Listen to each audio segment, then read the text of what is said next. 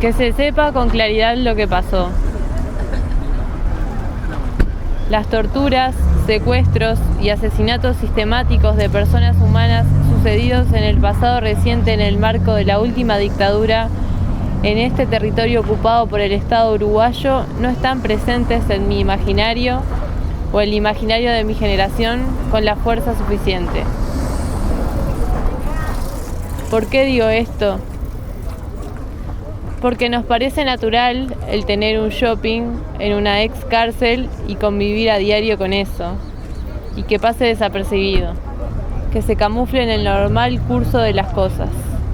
O creer que el genocidio del pueblo charrúa no fueron más que unos pocos asesinatos, efecto colateral de un choque de culturas, donde la originaria se negó a colaborar y a afiliarse al nuevo Estado. Y en este normal curso de las cosas, en el que estamos acostumbrados a habitar lugares de sacrificio, hay responsables que están haciendo una vida, como cualquier otra persona, están entre nosotros, transitan las mismas calles, las mismas ciudades. Pueden estar delante de nosotros en la cola de algún comercio o paseando por los mismos lugares que yo. Y si ese que está parado cerca mío sabe algo y se lo está guardando, yo no soy jueza, pero quiero saber qué carajo pasó. ¿Dónde están las personas que fueron secuestradas, asesinadas y desaparecidas hace decenas de años? Y no soy un caso aislado. No viví ese momento, pero también es mi historia. Queremos vivir con la verdad. Y eso no fue ni ha sido central a ninguna política estatal. Esto se ha plebiscitado 2 veces. ¿Desde cuándo los derechos humanos se plebiscitan? ¿Cuándo llegamos a aceptar este tipo de resoluciones como sociedad? Estrategias y acuerdos de todas las especies acompañan un silenciamiento que deseamos fervientemente liquidar. ¿Por qué por lo general estamos en silencio? ¿Por qué marchamos en silencio? ¿Estamos dejándole lugar a la palabra a alguien que se niega rotundamente a decir algo? Entiendo el dolor que acarrea consigo la memoria. Saber las atrocidades que aún solo unos pocos saben, que encima se están muriendo, es y va a ser terrible. Pero así funciona la memoria. Y más allá de todas las contradicciones, hay que saber vivir con ellas y no ponerlas debajo de la alfombra. Porque sin una verdad que dé cuenta de los hechos, la historia se repite, siempre tiende a repetirse. Hoy, aunque de otros modos, conocemos nuevas historias de represión e invisibilización. La historia se está repitiendo en el continente. Reformateada, continúa la maquinaria de la represión sistémica en marcha, como en Chile, Brasil, Colombia, Paraguay y Ecuador. Los individuos son concebidos como enemigos de guerra. Parece que hay costumbres que aún conservamos. Las dictaduras funcionaron como una forma de incluir en el neoliberalismo global a los países que las adoptaron. ¿Cuántos derechos más vamos a rifar para seguir siendo parte de ese juego? Mientras tanto, acá seguimos, muriendo.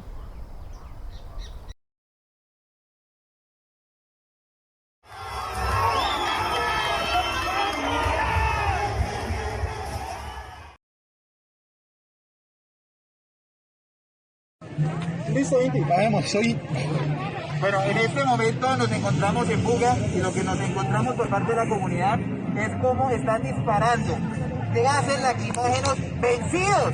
Estos están disparando veneno a la gente. Armas químicas vencidas. Están disparando armas químicas, armas tóxicas, porque esto no lo que termina haciendo es repitiendo contra la salud de las personas. Esto es tóxico. Con esto es lo que sufre la gente acá todo el tiempo y nosotros sufrimos tan solo un momento.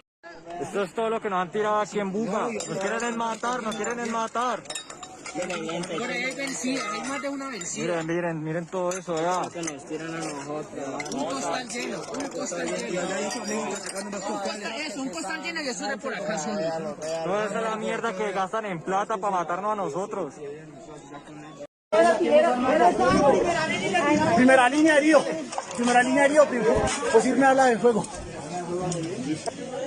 Flash, flash, flash. Aquí, sí, arma de fuego. Arma de fuego. Listo, ya saben, muchachos, arma de fuego.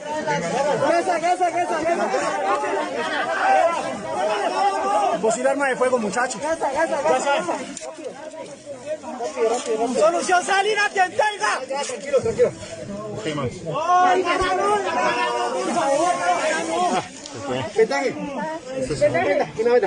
Para que graben eso, ¿sí ven? Para que graben eso. Graben eso. Con lo que tengan. Ya vieron, muchachos. Arma de fuego y...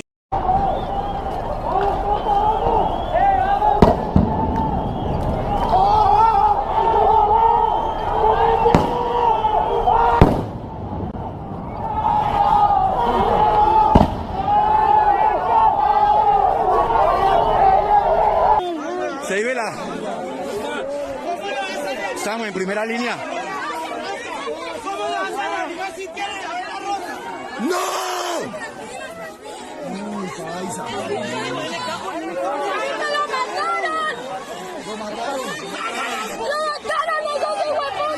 ¡Lo mataron!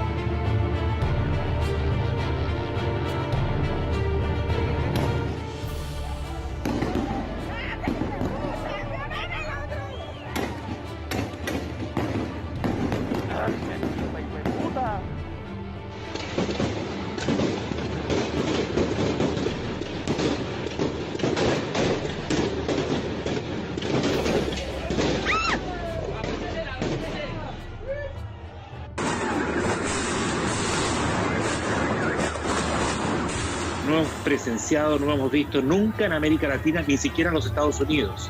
Es decir, que desde una tanqueta exista una especie de unos lanzadores de proyectiles múltiples de alta velocidad, horizontales.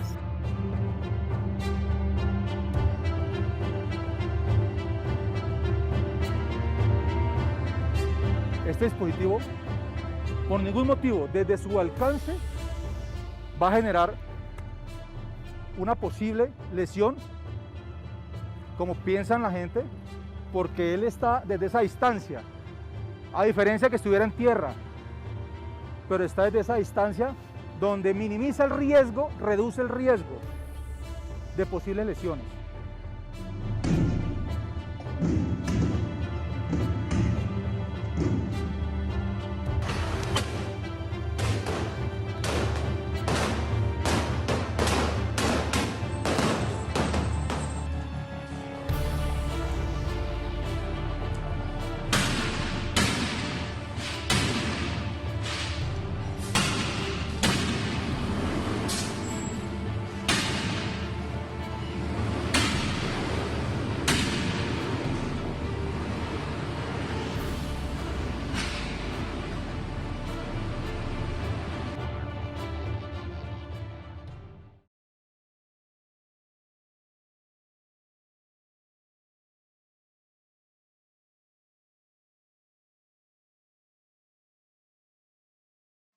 Yo caí el 3 de noviembre de 1975, al otro día de la inauguración, ¿no?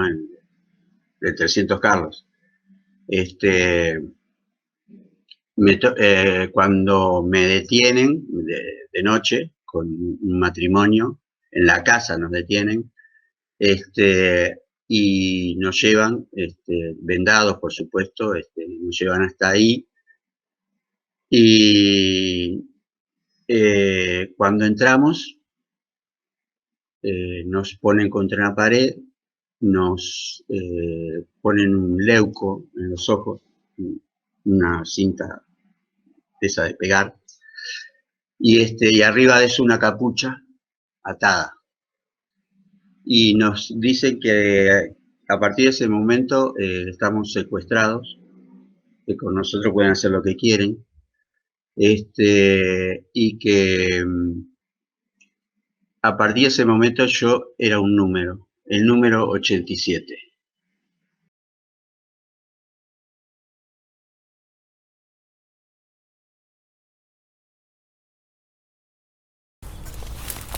Bueno, acá estamos en la Gruta de Lourdes, en Intrusiones y el Arroyo Miguelete, y enfrente vemos el ex Batallón 13. Y estamos frente a esta gran manzana, enorme manzana, que son varios predios militares, varios de ellos implicados en la represión, en el terrorismo de Estado. En particular en el Batallón 13, acá enfrente, en este predio, al borde del Miguelete, donde fueron hallados los restos de Fernando Miranda y de Eduardo Bleyer más recientemente. Esta unidad, el ex Batallón 13, funcionó como una unidad, un centro de detención y tortura, no clandestino porque se sabía, ¿no? Era un lugar que todo el mundo sabía que traían a los detenidos. Y contiguo a él está el Servicio Material de Armamento, que es otra unidad militar, en uno de cuyos galpones estuvo el 300 Carlos. En el galpón número 4 fue la sede del 300 Carlos, que era el nombre clave que le daban los represores. Los detenidos le llamaban el infierno grande, para diferenciarlo del infierno chico, que era la casa en Punta Gorda, también llamado 300 Carlos R, por referencia a la Rambla. Bueno, en este lugar del 300 Carlos pasaron alrededor de 600 detenidos y detenidas en el periodo entre el 75 y 77, y es el centro de detención y tortura clandestino, este sí clandestino, porque no era, no se hacía, digamos, públicamente, sino que se hacía todo un operativo oculto. Fue uno de los más grandes de Uruguay, ¿no? Por la dimensión de todo el operativo Morgan que funcionó acá, y por la cantidad de detenidos y detenidas que pasaron. Algunos muy poco tiempo, podía ser 1 o 2 días, y otros que estuvieron meses, y otros que varias veces estuvieron, ¿no? Los detenían acá, los interrogaban, volvían a sacarlos hacia otras unidades militares y luego los volvían a traer para acá. Fue un centro operativo del OCOA, del Organismo Coordinador de las Acciones Antisubversivas del Ejército, que fue un organismo paralelo que actuaba paralelamente a toda la estructura orgánica militar. El OCOA funcionaba en forma paralela con sus propias autoridades, y este centro clandestino, el 300 Carlos, era como un centro paralelo al funcionamiento del batallón, ¿no? El 300 Carlos funcionaba con personal que venía de afuera, ¿no? Eran los que hacían los operativos, que entraban y salían, y la gente de estos batallones tenían la orden de darles digamos, la asistencia y dejarlos entrar y salir, ¿no? No se metían en los operativos que hacía la OCOA.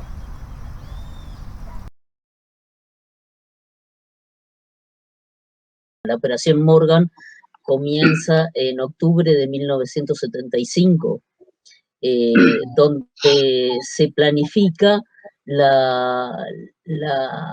o se concreta, más bien, la planificación fue anterior, ¿no? Se concreta una operación gigantesca contra, en principio, contra el Partido Comunista.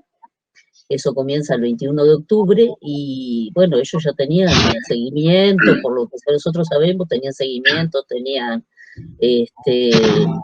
una cantidad de información ya recogida durante años y años, durante décadas incluso, y todo eso se concreta en la Operación Morgan, que cae en principio lo que son los enlaces del Partido Comunista. Van cayendo uno a uno, van siendo detenidos y llevados a lo que se llamó el infierno chico o la casona de Punta Gorda. Después se utilizó también un recinto que había sido la cárcel del pueblo, que había sido expropiada al MLN años anteriores y bueno, se utiliza esa casa para desagotar, digamos, entre comillas, la cantidad de gente que tenían ya detenidas, secuestradas en el 300 Carlos Chico, o el infierno chico. En 300R se le llamó también, suponemos que por la Rambla, 300R. Y bueno, eso es en comienzo de la Operación Morgan, que el 2 de noviembre se muda con las personas que tenía en el 300R y en la cárcel del pueblo, los vuelven a secuestrar de donde están y los trasladan clandestinamente a un galpón que estaba en el medio de un gran espacio militar, el galpón número 4 del Servicio de Material y Armamento. A partir de allí se vuelven, se continúan llevando detenidos y conviven en ese espacio entre 40 por 20 metros o alrededor de 200, 250 personas incluso. Digo, eso es en un principio el operativo Morgan, que después, bueno. No tenés noción de tiempo y espacio en el primer momento. Primero porque estás tratando de pensar qué te puede pasar. Tan es así que a mí, creo que esa noche me subieron a la tortura y yo pensé que la escalera era helicoidal, que era como una rampa, porque me deben de haber cachado y arrastrado, no me di cuenta que era una escalera. Después sí, la vas viendo, contar los escalones, creo que son 19 o 15, no sé. Digo, eso ya lo vas sabiendo, sabes que es una escalera y la subís. Y ahí, bueno, al tacho, a la colgada, todo el primer día, a la picana. La primera semana, la verdad, lo pasás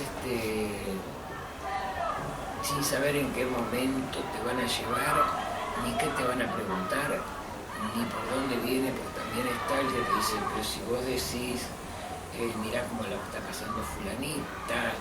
De todo un juego muy perverso de los tipos, que debe estar muy estudiado, en que vos tenés que estar bastante, por más que juegan con tu agotamiento y tu despiste, y además tu despersonalización. Vos dejaste de ser Sara para ser un número.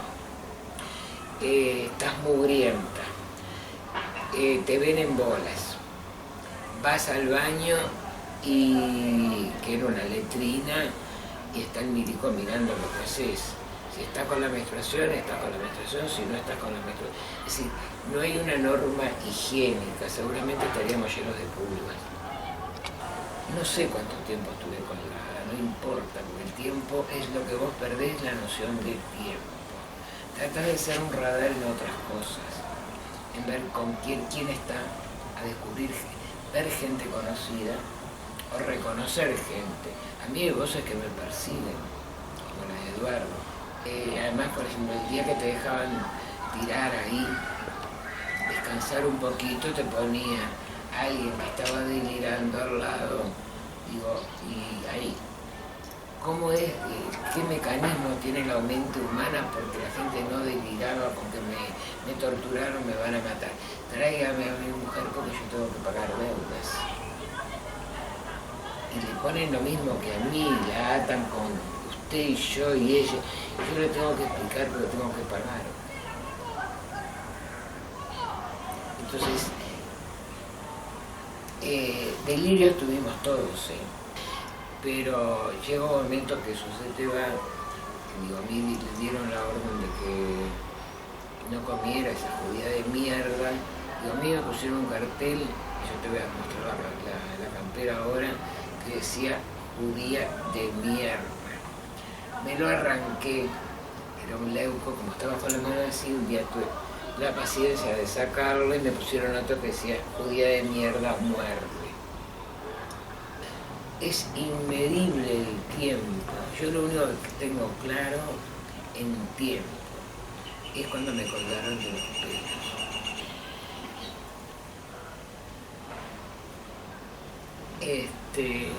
Y lo tengo más o menos, digo, puedo calcular el tiempo. Vos subías esa escalera y había una baranda y de ahí colgaron la cuerda. Yo creo que fui la primera. En realidad fuimos tres, las mujeres por lo menos que yo conozco. La otra fue Leonora El Bagri y creo que te ponían ponchos mojados del ejército, te ataban los pelos y de arriba un miliquito jugaba con tu pelo. Ya me habían descoyuntado, ya digo, me habían dejado tirada 3 días porque eran 2 masas muertas lo que tenía. Y ahí creo que fue un día y algo. Porque iban tirando hasta que pedí para ir al baño, qué sé yo. Dijo el grosor de la cuerda y dije, yo con la fuerza que tengo me voy a tirar para abajo. Que en realidad lo que me saqué es un mechón del pelo, no rompí la cuerda. Pero me tuvieron que atender porque me desmayé, ojo. Entonces, la medida del tiempo, el degradarte, yo el otro día te contaba algunas cosas que decía, el desnúdese. Te conviene quedar bien conmigo porque cuando salgas te vas a arrastrar y vas a pedir por mí. Sos una rata, te voy a llevar a Boulevard, te vas a trabajar en Boulevard, no sos nadie. Era una constante. Yo del 300 Carlos lo que más recuerdo, porque las contaba y ya era la metida la cabeza en el tacho, que llegó a ser decenas por día.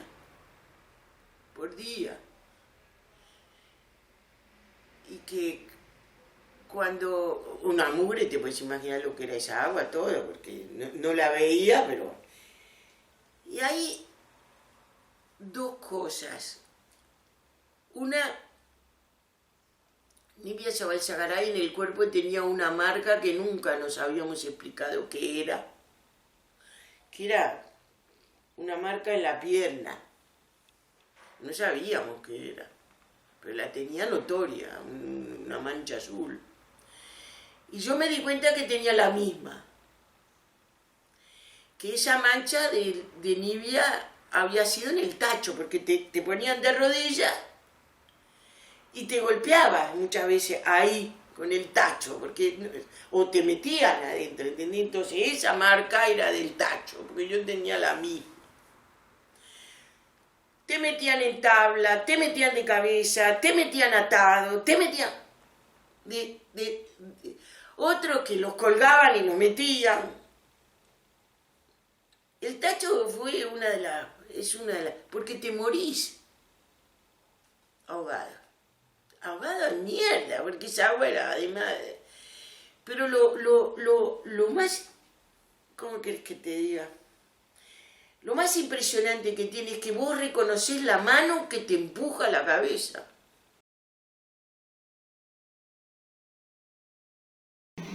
¿Cuál fue la experiencia que tuviste? ¿Cuál fue la operación exactamente? ¿Qué fue lo que fue hallado? Esta construcción que se hizo en 2005 que abrió todo lo demás. ¿Qué fue exactamente lo que viste, lo que investigaron? Mira, sí. Se trató de una excavación arqueológica, es decir, la excavación consistió primero en una aproximación a través de una prospección, que es un análisis, estudio del terreno, es decir, directamente prospectándolo, caminándolo y estudiando las fotografías aéreas. y eso cotejándolo con un conjunto de información que daba referencias acerca de los probables lugares.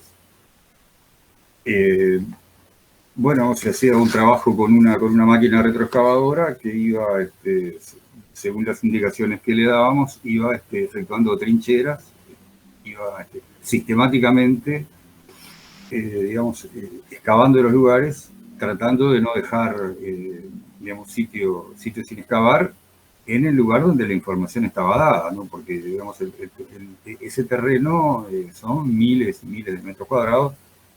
No era la idea excavarlo todo, porque excavarlo todo equivale a no tener un método. Es decir, allí se intentaba seguir un método. Allí fueron ubicados en una profundidad de unos 80 centímetros, una fosa que coincidía aproximadamente con cierta exactitud con un plano de que disponíamos, un plano que había llegado en forma anónima. Suponemos que es de una persona, no sé si que participó, o por lo menos que estuvo muy cerca de alguien que había participado en el enterramiento de quien resultó luego ser el escribano Miranda, Fernando Miranda.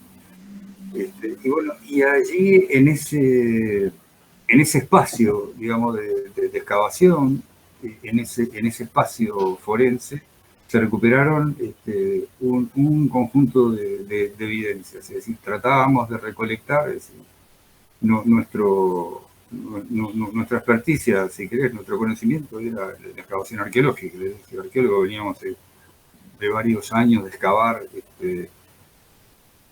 en distintas localidades arqueológicas, y la misión del arqueólogo es recuperar toda la información posible del contexto, y generar referencias que permitan luego hacer una reconstrucción y que fácilmente cada una de las cosas recolectadas entren en un esquema de conjunto y que permita establecer relaciones entre ellas.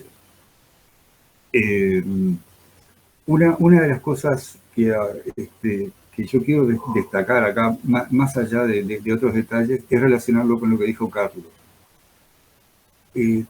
¿Cómo hacer para ver arqueológicamente el cóndor, ¿verdad? Es decir, dos cosas tan alejadas, la operación cóndor y una excavación arqueológica.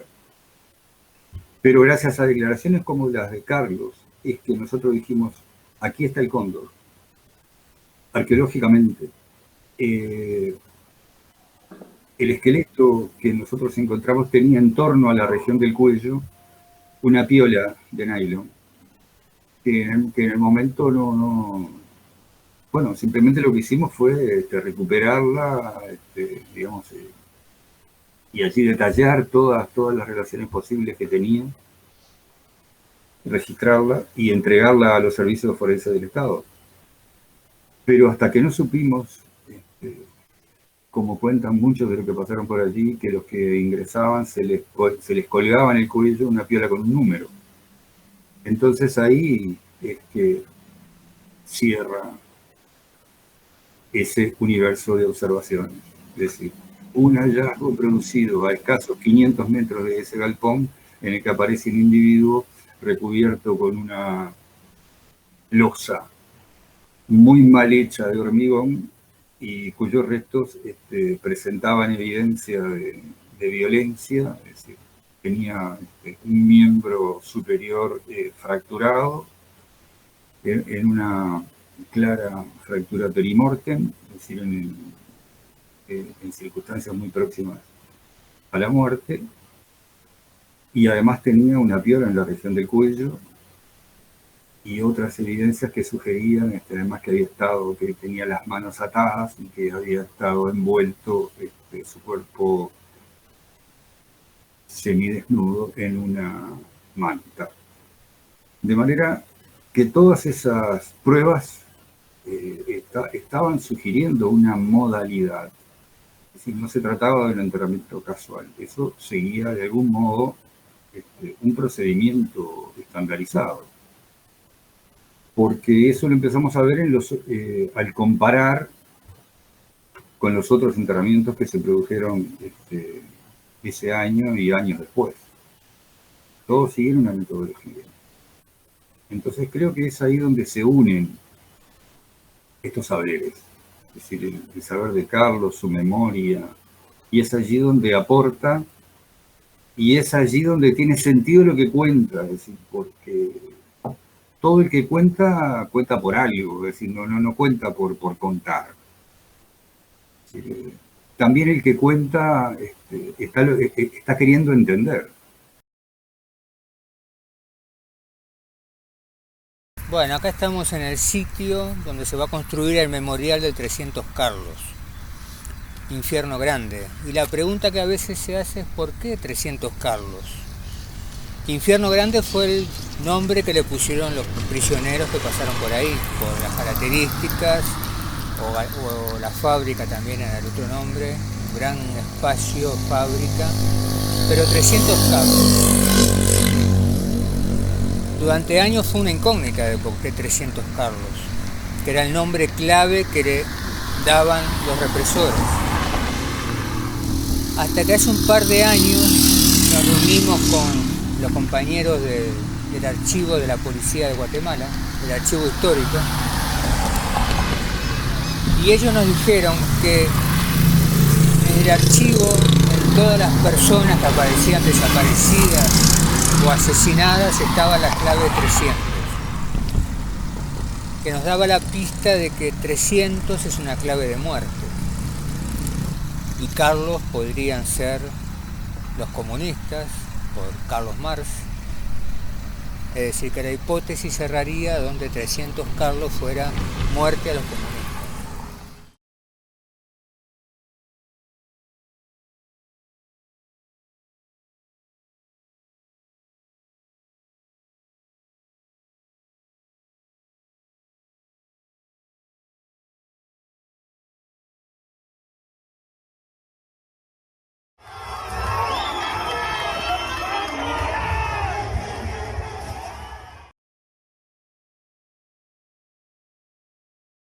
Yo sé que es muy difícil para una audiencia externa entender esta movilización, pero si pensamos en un país que está reduciendo a su población y a las comunidades más pobres al hambre y a la muerte, podríamos entender por qué está el estallido en las calles.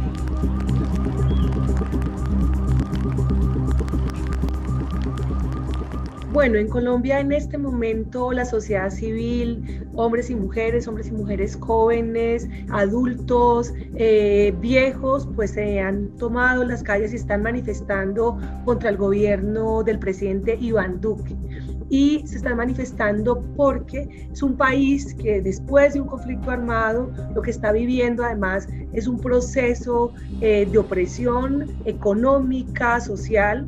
Se está reprimiendo la sociedad civil. Cuando no hay salidas sociales se buscan las represiones armadas y militares, y hay muchísima inconformidad, muchísimo malestar, fundamentalmente una generación joven que ve sin garantías no solamente un futuro, sino un presente. Podemos decir que sí, que la gente se hartó, que se cansó de seguir aguantando, de seguir recibiendo reformas que solamente quieren profundizar la pobreza y seguir excluyendo a las personas y comunidades que ya están excluidas. Hay más miedo y más rabia y más indignación contra el gobierno y sus políticas que contra estar contagiados. Y una cosa muy importante, hace un año estábamos en la calle, estábamos exigiendo derechos. ¿Qué es lo que pasa?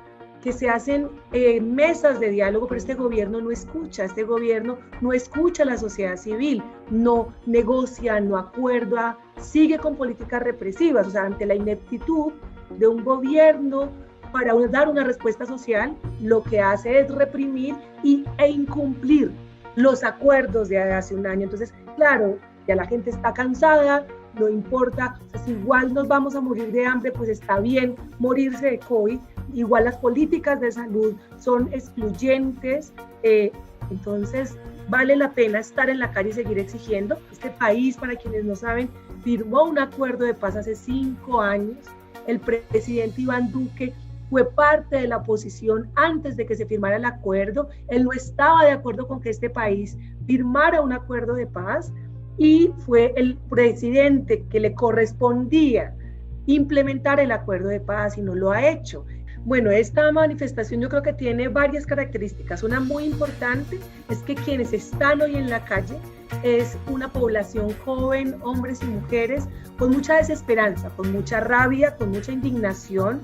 Estos hombres y mujeres jóvenes quieren un país en paz, y un país en paz es un país que no mata a su gente de hambre, que les permite a las familias más empobrecidas acceso a derechos, que les permite acceso a agua, a educación, alimentación. Entonces, las demandas fundamentalmente hoy en la calle son demandas sociales, es no dar respuesta a una crisis social con una respuesta militar. Cuando el terricidio vuelve el aire irrespirable, no se resuelve con máscara de oxígeno. Hay que limpiar el aire, la tierra, hay que sacar siglos de mugre y mierda que conforman los cimientos del poder. Todo huele a podrido, a una descomposición antaña que pareciera nunca terminar. Tenemos el estómago revuelto. Tanta impunidad nos da náuseas, pero aún así no logramos vencer los miedos para salir a limpiar los territorios y liberarlos de los terricidas y especuladores de la muerte. Miles de hectáreas quemadas, sumadas a otras tantas miles, se vuelven millones. La tierra gime su dolor letal y las mujeres indígenas comenzamos a bramar con gritos telúricos nuestras muertas y la de nuestros hijos. Ahora ya no solo por hambrunas, contaminación, arrancándonos el agua o por la violencia racista.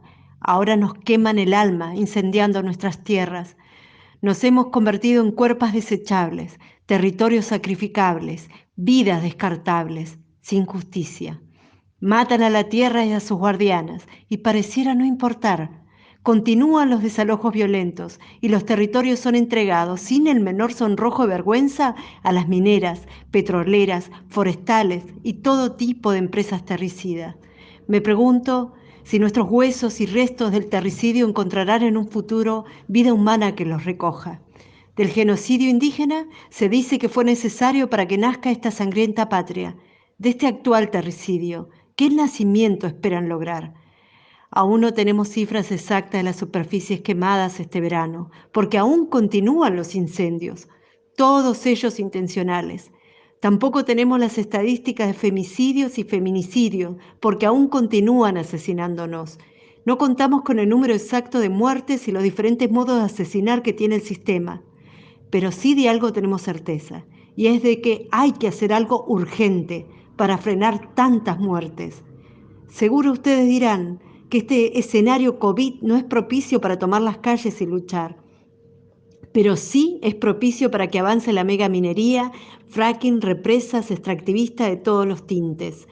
Los estados están decididos a evitar que nuestra muerte sea por COVID. Ellos mismos pueden matarnos, de hambre, contaminación, represión y sexismo, pero de COVID está prohibido morir. He visto las montañas llameantes de color rojizo y he pensado que es el rojo de la cólera, de la bronca del poder contra los pueblos que decidimos no a la megaminería. Nos están castigando por defender la vida, pero se impondrá la clara luz del alba que traerá la verdad. Es por ello que las mujeres indígenas decimos, mientras no tengamos justicia, para ellos no habrá paz. Le pido, desde la profundidad de mi piuque, corazón, todo el apoyo. El terricidio debe ser considerado un crimen y los terricidas deben ser condenados. Trepingen, Compuche, desde la Puel Wilimapu, Chubut, Moira Millán, Huaychafe Mapuche. Nós temos que nos rebelar. Não dá para ficar em casa, e mesmo em casa eles nos matam. Porque o isolamento não é uma realidade, não é uma possibilidade ao povo negro, que ainda hoje é sujeito a esta violência brutal imposta pelo racismo estrutural. Nem bala, nem fome e nem Covid. A gente quer viver.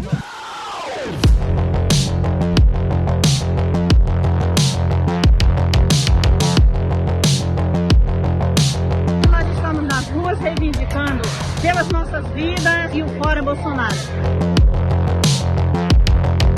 A gente quer viver com dignidade e a gente não aguenta mais chorar os nossos mortos. Há 500 anos estamos chorando. Nós ainda estamos chorando com as mães de Maio, com as mães do Jacarezinho, com as mães de Belfor Roxo e temos que vir às ruas gritar. Nossas vidas importam e é preciso colocar um basta desse racismo estrutural que tem assolado os nossos dias. Então por isso nós estamos nas ruas, para dizer que estamos cansadas de nos vermos nas manchetes dos jornais, sempre como executados, assassinados. O racismo precisa ser enfrentado. E mais uma vez é o povo preto que se organiza, que se reúne e vem às ruas mandar um recado a este país. Parem de nos matar, porque nossas vidas importam.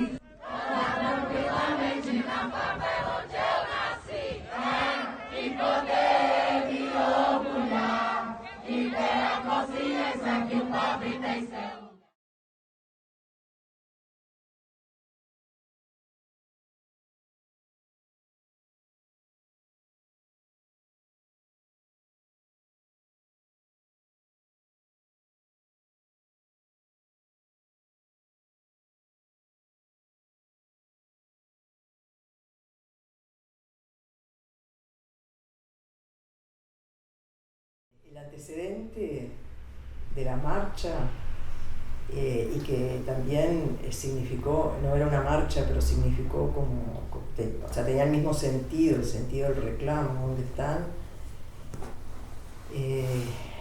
Bueno, quizás en esa época también hubo una etapa primera en la cual se pedía aparición con vida, y bueno, que también contenía, digan, ¿dónde están?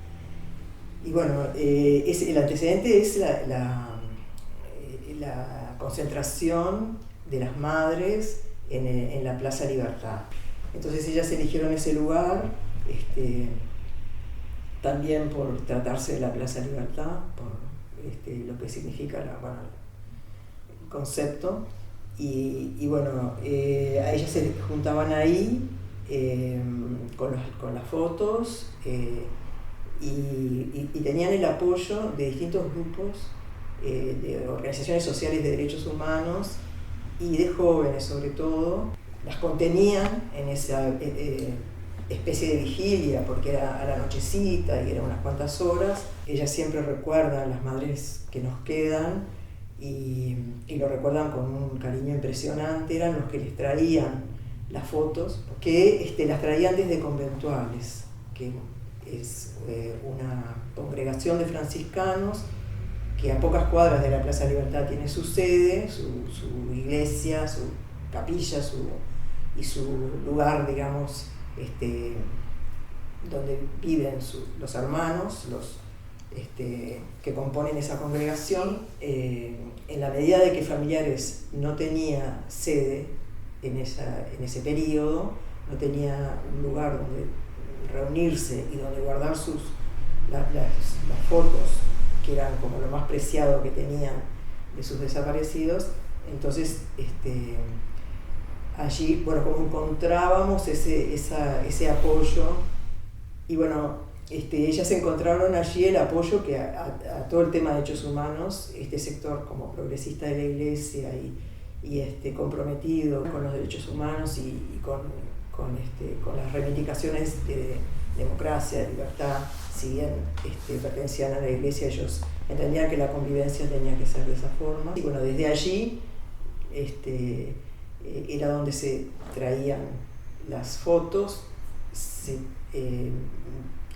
No se cortaba el tráfico, era sobre las veredas, pero bueno, allí todo el tráfico que pasaba en la principal avenida veía el tema, sentía el reclamo, y bueno, era una presencia que fue muy importante en ese momento, muy valiosa, y es como el antecedente de las marchas. Si bien eso luego vino como una etapa con la transición democrática, digamos, en el momento entre el 84 y el 85, pero ya en el 85, con la asunción del nuevo gobierno, que era de derecha, pero era de carácter democrático,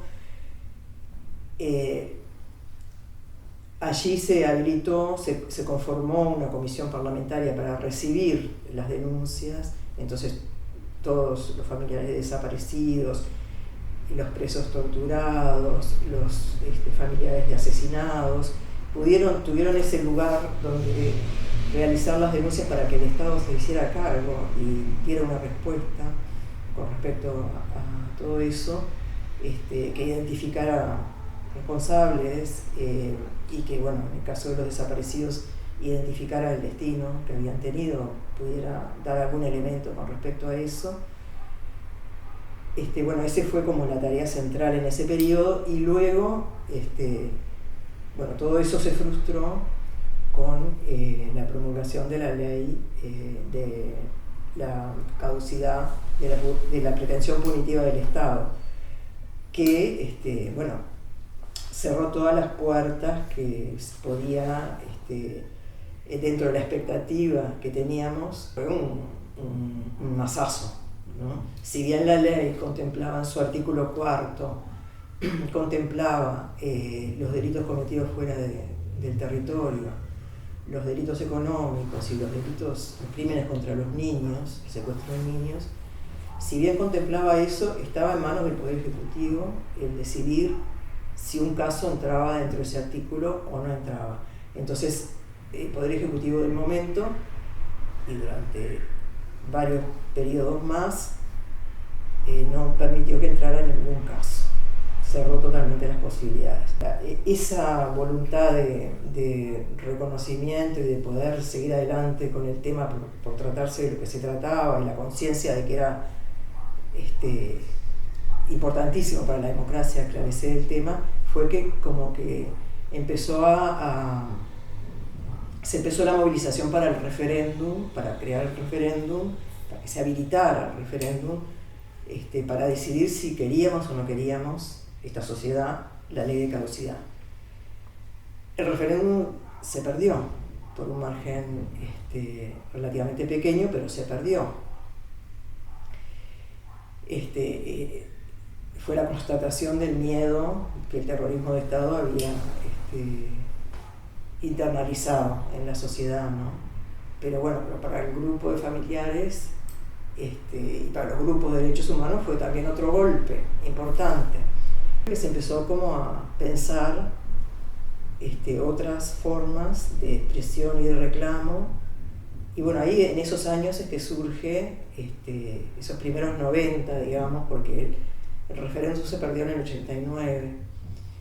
Y en esos primeros años de 90 como que se empezó como a pensar otra forma de movilización, y bueno, de esa cuestión, de ese intercambio, de ese pensamiento, como que surge la marcha. Se toma el 20 de mayo por el asesinato de los legisladores en la Argentina, Selma Michelini y Gutiérrez Ruiz, y los dos militantes del MLN que fueron asesinados junto con ellos, Rosario Barredo y William Whitlow. Entonces ese día se los homenajea a ellos, y también se reclama por todo lo que falta. Ese es el espíritu de la marcha.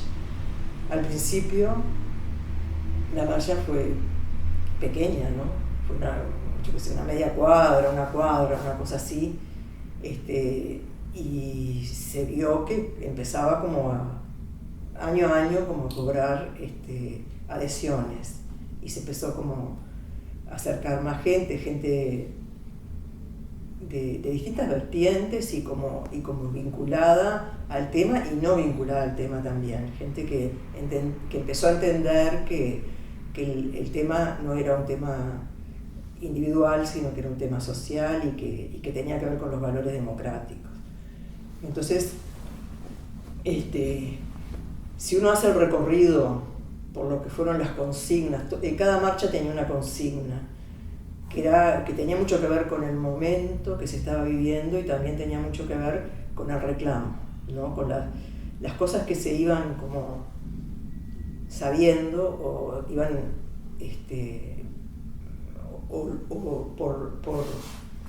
por lo que se sabía y por lo que no se sabía, por el silencio y por lo que podía aparecer en algún lugar como un documento, como un testimonio, como algo.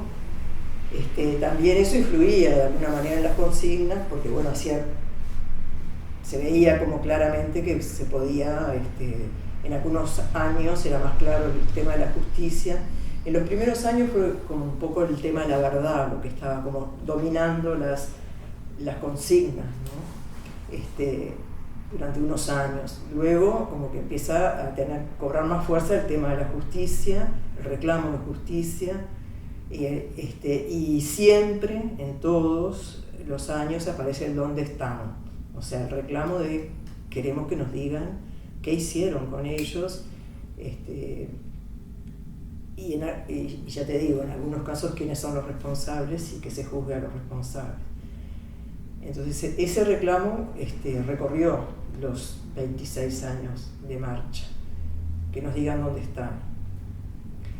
Y también a partir de que se consolidó la impunidad con la ley y después con el referéndum del voto verde y con las otras movilizaciones populares que trataban de quebrar la impunidad y que, bueno, que no fueron exitosas porque eso está como muy atado a un proceso estructural casi de la democracia uruguaya, que bueno, que tiene muchas puntas y bueno, que no era tan fácil, que si bien no se lograba la reivindicación de que cayera la ley y de que se empezara a investigar sobre todo y a juzgar en segundo lugar, sí tenía un efecto importantísimo en la convocatoria social. Si bien no tenía los efectos sobre la ley misma o sobre la respuesta misma del Estado, tuvo enormes efectos en la convocatoria y eso en sí fue como un hándicap para que luego, ya en la última década, digamos, o las últimas 2 décadas, comenzara a moverse. Primero, el primer gobierno del Frente Amplio aplica el artículo 4 de la ley, entonces allí hay varios juicios colectivos acá dentro de fronteras importantes, que tienen muchos casos y que denuncia a varios represores que se repiten en un caso y en otro, pero que están presos. Algunos fue extraditado, como el caso de Cordero, y otros están en su casa porque son muy mayores y la justicia les dio el beneficio de la prisión domiciliaria, pero otros están en la cárcel que el Estado uruguayo vio que tenían que ellos tener. Bueno, y también la otra transformación que se ve a lo largo del tiempo en la marcha es la incorporación de las generaciones más jóvenes. Y ese es un fenómeno que es absolutamente visible. Entonces, si hacen un recorrido documental gráfico de las marchas, se van a dar cuenta que eso se notó, ¿no? Como empezaron a tener como una presencia, digo, un protagonismo, y a tomar como suyo esa reivindicación, como desde una lógica muy clara de que no es posible que exista esto, que no se diga, que a alguien le quiten la vida y encima lo desaparezcan y que no se investigue, no se diga. Esa lógica que ya nosotros la teníamos, era un poco el espíritu de lo que planteábamos, venía desde los jóvenes con una fuerza impresionante y bueno, y ellos tomaron un poco la posta de la marcha.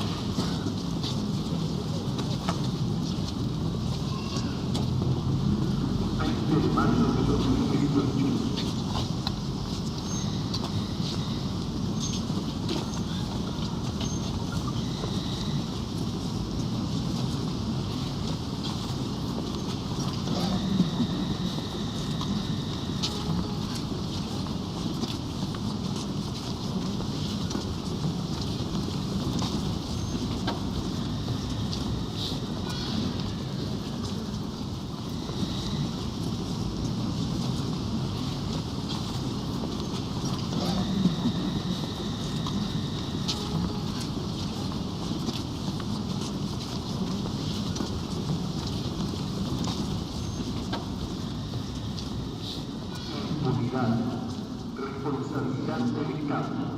Ayer y hoy.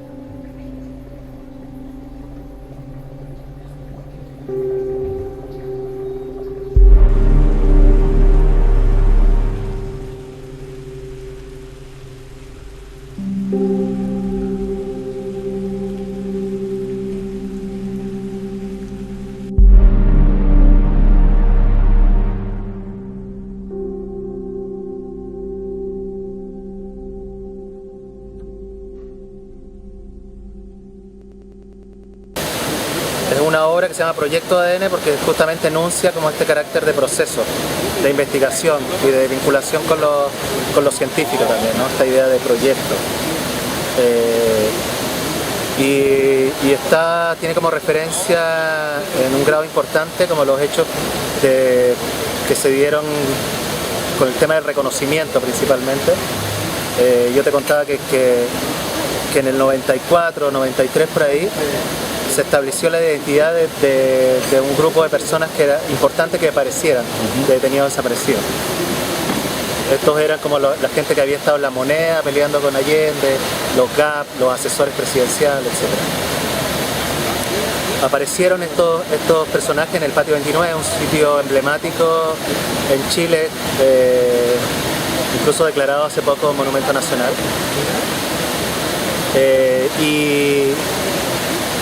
Y evidentemente por el recorrido que se sabía, por algunos prisioneros que se habían salvado, se sabía que era muy difícil que esas personas estuvieran ahí, digamos, en el Patio 29.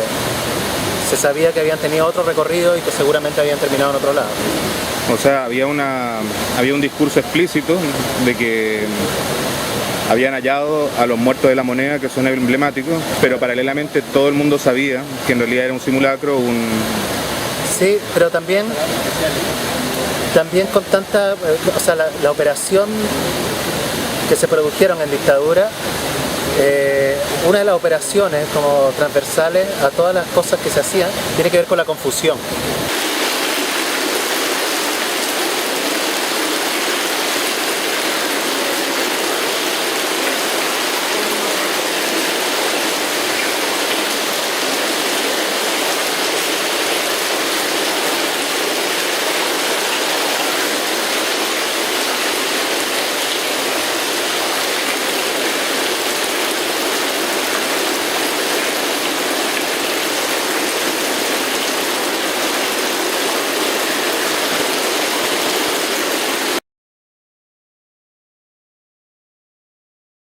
De alguna manera que le entregaran los familiares a las personas, a estas familias, digamos, también está dentro de la posibilidad, aunque a pesar de que había muchos testimonios que era muy difícil que correspondieran esos cuerpos, yo creo que se producen muchos cruces psicológicos ahí, y con las ganas de cerrar también procesos abiertos que pueden quedar para toda la vida, además, que también las familias aceptan finalmente eso, ¿no? Creo yo.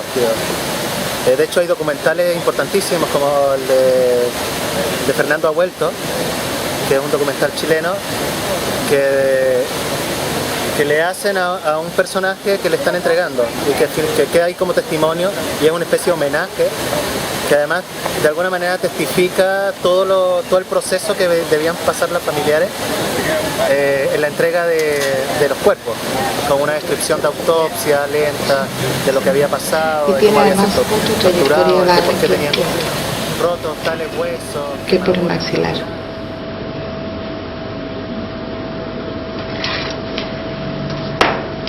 Encontramos además otra lesión de bala, ya, que fracturó la clavícula izquierda, ya, y que para nosotros la trayectoria es de adelante a atrás y que estaría en compromiso con lo que falta de la escápula, y otra lesión de bala que está a nivel de columna, que también sería de atrás a adelante, de arriba abajo. Lo más probable es que él estaba hincado y agachado seguramente. Eso es como las lesiones en cuanto a proyectiles, ¿ya? Además de eso, encontramos que en toda la parrilla costal tenía fracturas, e incluso tenía una fractura de clavícula que no es por bala, sino que es por golpe directo, contundente, y todas estas flechitas están indicando fracturas de costilla por golpe. Tiene toda la parrilla costal fracturada en distintas partes por golpe. Esto no es por bala, es por golpe. Esto seguramente fue producto de la tortura, ¿ya? Pero lo que le causó la muerte. Entonces era un duelo bastante brutal que se hacía además, y a mí me parece interesante ese documental, no solo porque se logra ver ese dato, sino porque termina siendo también uno de estos casos equívocos, ¿no? Donde está mal hecho la identificación. Entonces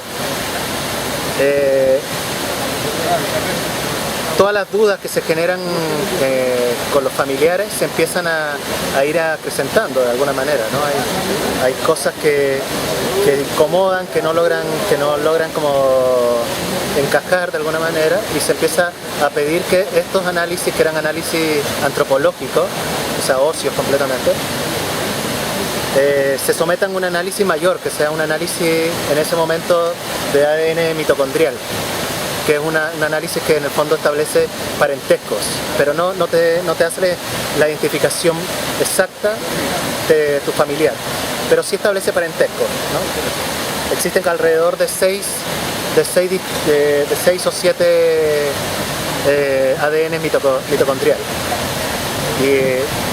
Y ya en ese se estableció que la mitad de los casos, por ejemplo, ya no correspondía en ese análisis mitocondrial. Entonces lo que me parece interesante es como en este caso los análisis de ADN permiten desarmar una historia interesada también, ¿no? Que es esta que la que conversábamos, que era el interés por hacer aparecer estos hechos emblemáticos, estos casos emblemáticos de detenidos desaparecidos.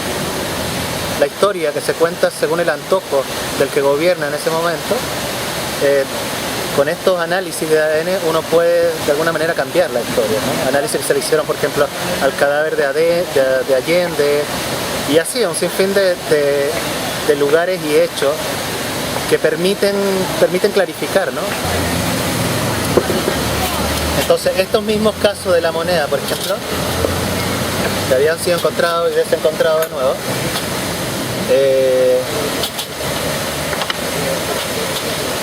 por el recorrido que se sabía que habían tenido, con ese seguimiento se logra llegar a la fosa en cuestión, y lo que se encuentra ahí en esa fosa son pequeños fragmentos que tienen que ver con el trabajo mal hecho de los milicos, en el fondo. Y esos fragmentos, que son falanges, dientes, pedacitos de cráneo, etc., se le somete a un análisis mayor, que es un análisis de ADN nuclear. Y eso establece el parentesco con los familiares, y se dictamina además por todos los análisis como de materiales, de químicos, etc., que había pólvora, por lo tanto se habían dinamitado, que correspondían a la fecha más o menos estimada, etc. Se dictamina que en el fondo son estos los familiares que se habían entregado en principio y que ahora sí corresponden a ellos. Y lo que se le entrega a los familiares es un fragmento mínimo, un diente, ponte tú. Y en muchos casos no se les entrega nada, porque lo que haces con el análisis de ADN es someter un fragmento que es tan diminuto, lo que quedaba, que al molerse para establecer la identidad, perdía también el fragmento. Entonces, por decir, hay un contraste como brutal, también interesante. Aparecía, pero finalmente tampoco tenías nada, aunque fuera simbólico. O sea, en el caso, el paroxismo absoluto, el fragmento que recibió un familiar era un dato técnico. Exacto. Con una serie de códigos. Un papel donde te mostraban el fragmento, la foto, y de donde decía que el fragmento hallado correspondía por un 99,99% a la persona, a los familiares tales. Ese es un poco el dato.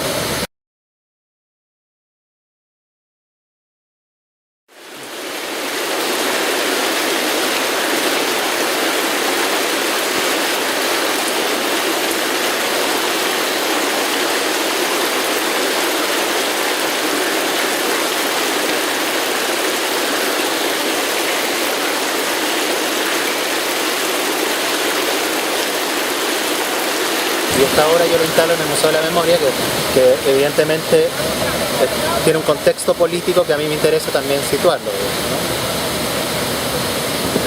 Y la obra como resultado, o sea, con lo que se encuentra el espectador, yo creo que tiene distintos procesos. Tiene un proceso en el cual es muy seducido por el agua, por el sonido del agua, a propósito de la fuente, porque los objetos que están suspendidos ahí son fuentes de agua, finalmente. Es seducido por la luz, por la belleza de la luz reflejada en los vidrios, en el agua, etc. Entonces el primer acercamiento que tiene el espectador con la obra tiene que ver con la seducción, con la belleza, incluso uno podría decir.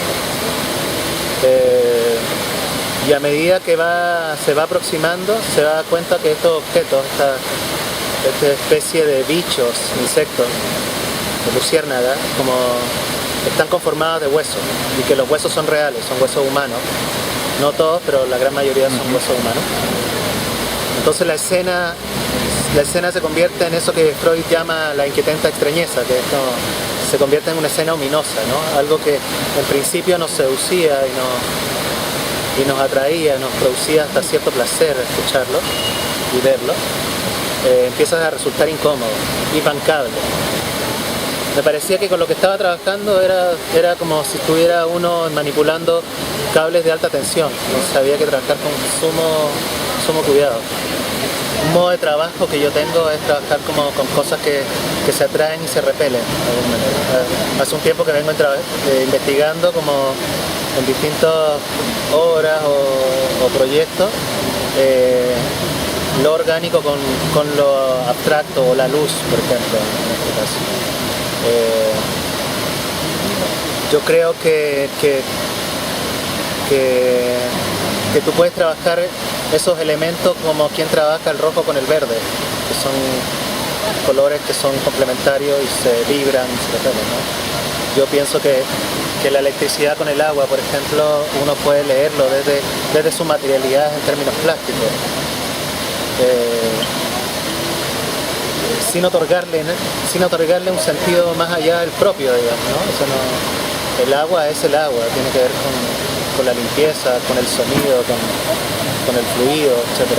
La electricidad es la luz, el circuito, y ambos si se tocan, queda la cagada, ¿no?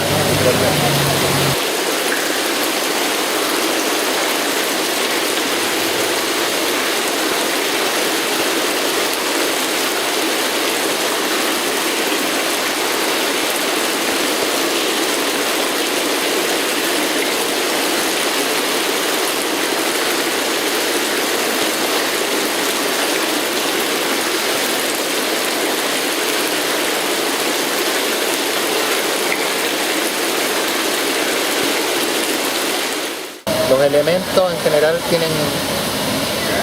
traen consigo y una historia que tú no puedes competir con ella, pero sí puedes ocuparla a tu favor, digamos, trabajándola.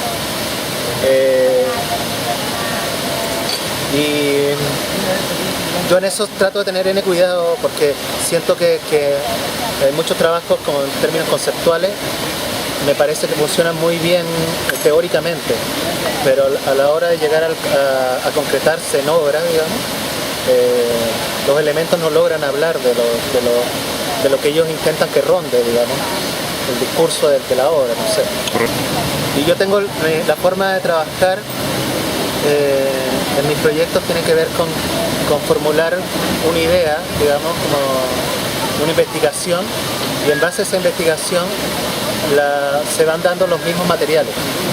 No fuerzo los materiales, los materiales los voy buscando en relación a la necesidad de mi trabajo.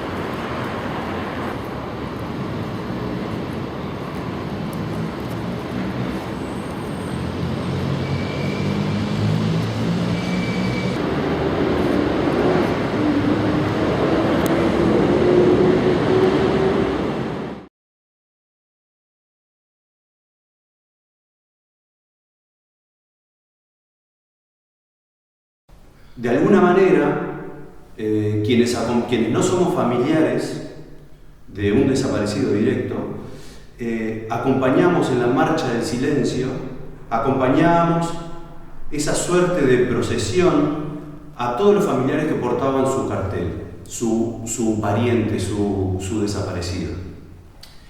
Y si uno lo ve en el suceder de todas las marchas, ve de que es un encabezamiento de esas familiares con un montón de gente que empáticamente se pone atrás de ellos.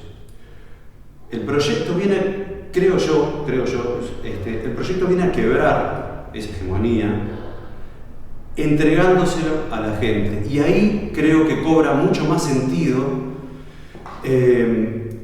la frase histórica de familiares, de madres de detenidos de familiares, de que todos somos familiares.